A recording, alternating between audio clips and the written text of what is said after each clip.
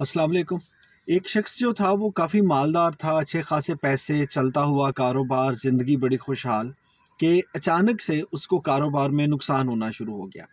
कुछ वक़्त गुज़रा तो उसके पास जितना भी माल था वो भी ख़त्म हो गया, उसके पास जितनी जायदाद थी वो भी ख़त्म हो गई और वो फ़ाक़ों की नौबत को पहुँच गया। ऐसे वक़्त में उसने सोचा कि अब क्या किया जाए? तो याद आया कि उसके जानने वालों में एक ऐसा दोस्त है जो कि बहुत अच्छा है और वो पैसे वाला भी है। तो उसने सोचा कि मैं जाके उससे मदद तलब करता हूँ। वो अपने उस पुराने वाक़िफ़ दोस्त के पास पहुँचा, उसको जाके सारा अहवाल बताया कि मेरे साथ कुछ मामलात ऐसे हुए कि वक़्त मेरा गर्दिश में था और मैं अपना सारा जो कारोबार था वो भी ख़त्म कर बैठा और मेरे पास खाने-पीने को कुछ नहीं रहा।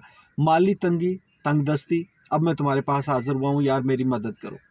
उस शख्स ने सारी बातें सुनने के बाद उसे कहा कि ऐसा है कि मैं फ़ौरी तौर पे तुम्हारी कोई और मदद तो नहीं कर सकता, लेकिन मैं तुम्हें रहने के लिए एक छोटा-सा घर दे देता हूँ और तुम्हें बकरियाँ देता हूँ। ये 10 बकरियाँ मैं तुम्हें दे रहा हूँ, तुम इनकी परवरिश करो। जब ये बकरियाँ बढ़ते-बढ़ते 20 हो जाएँगी, तो तब मैं तुम्हारी मदद करने के काबिल हो जाऊँगा।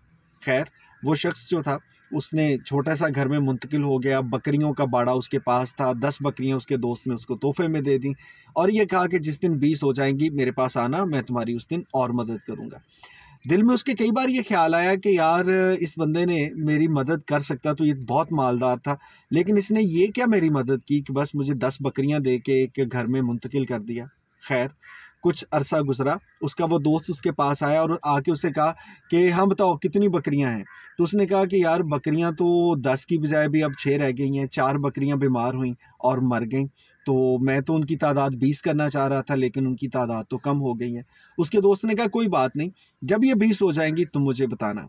कुछ अरसे बाद दोबारा पूछा तो उस शख्स ने कहा कि यार बकरियाँ कम होते-होते 3 रह गई हैं।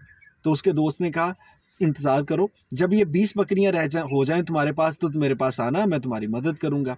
ख़ैर, कुछ महीने गुज़रने के बाद एक दोस्त के ज़रिए उसने पैगाम भिजवाया अपने उस पुराने दोस्त को, जो कि बड़ा मालदार था, कि मेरे पास बकरियों की तादाद जो है वो बढ़ना शुरू हो गई है, तो बराए मेहरबानी मुझसे आके मिलो। कुछ अरसे के बाद वो शख्स अपने दोस्त से मिलने आया, उसने पूछा, तो उसके दोस्त ने जिसके पास बकरियाँ थीं ये बताया कि भाई पहले तो ये बकरियों की तादाद कम हो रही थी लेकिन अब ये बकरियाँ जो हैं ये 20 हो गई हैं, तो तुमने वादा किया था कि जिस दिन 20 बकरियाँ हो जाएँ, उस दिन मुझे बताना। तो उसके दोस्त ने कहा, हाँ, बिल्कुल मैंने यही वादा किया था, सो अगर अब ये 20 बकरियाँ हो गई हैं, तो अब मैं तुम्हें ये फ़लाँ जगह पे एक मेरा कारोबार है, उसमें अपना शरीक बना रहा हूँ, कल से तुम वहाँ पे आना और हम कारोबार मिल के करेंगे। वो शख्स बड़ा हैरान हुआ, उसने उससे कहा कि यार मेरी ये मदद जो है ये तुम पहले भी कर सकते थे जिस दिन मैं तुम्हारे पास आया। तुम उस वक़्त भी मुझे कह सकते थे कि तुम मेरे चलते हुए कारोबार में पार्टनर बन जाओ या किसी भी तरह से मेरी मदद करते। तुमने ये काम क्यों किया कि मुझे बकरियाँ दे के एक छोटी-सी जगह पे मुंतकिल कर दिया? तो उसके दोस्त ने कहा कि बात ये है कि कई बार इंसान वक़्त की गर्दिश में आ जाता है। वो जितनी भी कोशिश कर रहा हो, उसके मामलात सँवरने की बजाय बिगड़ते जाते हैं। जब तुमने मुझे अपनी कहानी बताई और तुमने बताया कि मेरे पास मैं तुम्हें जानता हूँ कि तुम्हारे पास बड़ा चलता हुआ कारोबार था, अच्छी जायदाद थी, कि वो सब कुछ ख़त्म हो गया तो मुझे लगा कि तुम किसी वक़्त की गर्दिश में हो, तुम्हारा आजकल सही वक़्त नहीं चल रहा। तो मैं तुम्हें 10 बकरियाँ दे के अलहदा करने का मतलब ये था कि जब बकरियों की तादाद बढ़नी शुरू हो जाएगी तो वो तुम्हारा अच्छा वक़्त होगा। मैं तुमसे कुछ अर्सा पहले भी मिला, तुमने कहा कि बकरियाँ मर रही हैं और वो 10 से कम होते-होते 6 और फिर 3 रह गईं, तो मुझे अंदाज़ा था कि अभी तुम्हारा अच्छा वक़्त नहीं आया। और जब फिर बकरियों की तादाद बढ़नी शुरू हुई, तुम्हारे कारोबार में, तुम्हारे इस बकरियों के रखने में बरकत आनी शुरू हुई, तो मुझे अंदाज़ा हो गया कि अब तुम्हारा अच्छा वक़्त आ गया है। और इसी अच्छे वक़्त के इंतज़ार में मैंने तुम्हें अलहदा जगह पे मुंतकिल किया था।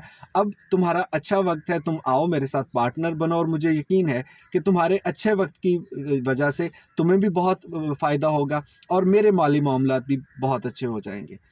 अब ये कहानी जो है, इससे आप इत्तेफ़ाक करें या ना करें, लेकिन कई बार ऐसे होता है कि कोई एक दिन ऐसा होता है जिस दिन हमारे काम बड़े ना आराम से हो रहे होते हैं। आप समझ रहे होते हैं कि इस काम में 3-4 घंटे लगेंगे लेकिन अचानक से वो काम थोड़े से वक़्त में हो जाता है। आप चलते चलते सोचते हैं कि अच्छा यार ये काम भी अगर हो जाए, और वो काम हो जाता है। सो जिस दिन आपका अच्छा वक्त चल रहा हो, कोशिश करें कि अपने रुके हुए काम उस दिन कर लें। आपने सोचा था कि एक काम है जो हफ्ते 10 दिन बाद करना है, लेकिन अगर आपको लगता है कि आपका अच्छा वक्त है ना, तो उस दिन उस काम को करें। मेरा अंदाज़ा ये है और मेरा तजुर्बा भी ये है कि आप महसूस करेंगे कि हाँ यार, ये काम तो आज बड़ी आसानी के साथ हो गया। और जिस दिन आपका बुरा वक्त चल रहा हो, आपको लगे कि यार आज तो पता नहीं सुबह से काम ख़राब हो रहे हैं, तो उस दिन आप कोई और काम करें ना करें, लेकिन तौबा इस्तग़फ़ार करके अल्लाह ताला से अपने गुनाहों की माफ़ी ज़रूर मांगें और कोई सदका ज़रूर दे दें, ताकि आपका अच्छा वक्त पलट के वापस आ सके।